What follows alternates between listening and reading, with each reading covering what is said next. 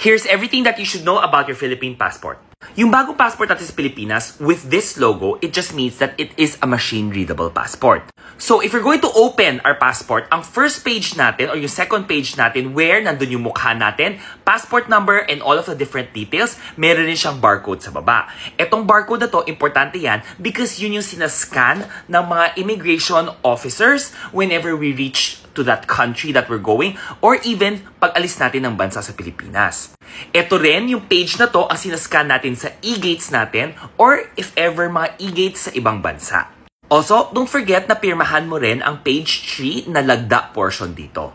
Now, if you're going to look at your passport, page 4 and page 5, guys, mga limitasyon is sa page 4 at saka page 5 is mga susog or yung mga amendments. Remember, dapat ang page 4 and page 5, hindi yan tinatatakan ng kahit anong mga entry, immigration stamps or even exit stamps. Now, from page 6 up until page 43 naman, dito lahat ng mga visas nyo or if ever mga stamps galing sa ibang bansa, papasok ng bansa nila or palabas ng bansa nila. Remember also, it's a good tip here guys, usually wag rin po tayo maghanap ng mga stamps let's say sa iba-ibang bansa or mga locations tapos tatatakan natin ang passports natin. For example, if there are some areas or location that has parang stamp your own or memorabilia stamps na yan, I would personally recommend i-stamp nyo yan sa ibang papel or maybe you can have your own travel diary nyo pero please wag sa passport nyo.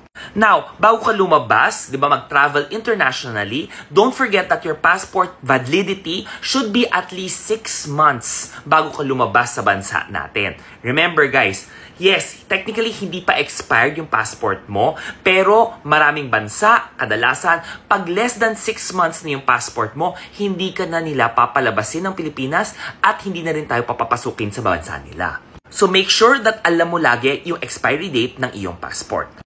If also narinig natin yung balita na nagkaroon ng maliit na punit dito sa second page or first page ng passport ng isang traveler. Now, remember guys, pinaka-importante dito, if ever damage ang passport natin, nabasa yung passport natin, hindi pumabasa ang first page or even tampered, nagkaroon ng napunit, let's say nagasgas, tapos na-drawingan yung first page natin, guys, our immigration officer and also immigration officer sa ibang bansa can suggest or can decide na hindi kayo papasukin sa bansa na yan. Kaya it's very, very important to make sure na we have to keep our passport clean, damage-free, walang mga butas, walang mga sulat, and most especially, yung page 2 or yung first page na yun, kung saan nandyan yung mukha natin at yung barcode natin, malinis, pristine, wag po nating sirain yun. Because doon po nagkakaproblema if ever we enter or we will go out of the country.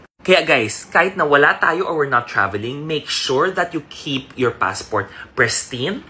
Huwag niyo pong ilagay kahit saan-saan lang. Make sure na hindi rin siya nabasa ng tubig. Huwag niyo rin siyang matapunan ng mga kape. Make sure that, again, this is your valid ID when you're traveling internationally. So you have to make sure that it is clean, it is readable by the machine, and guys, as much as possible, gawin mo kahit gaano kaluma na siyang passport na yan, maganda pa rin. O diba?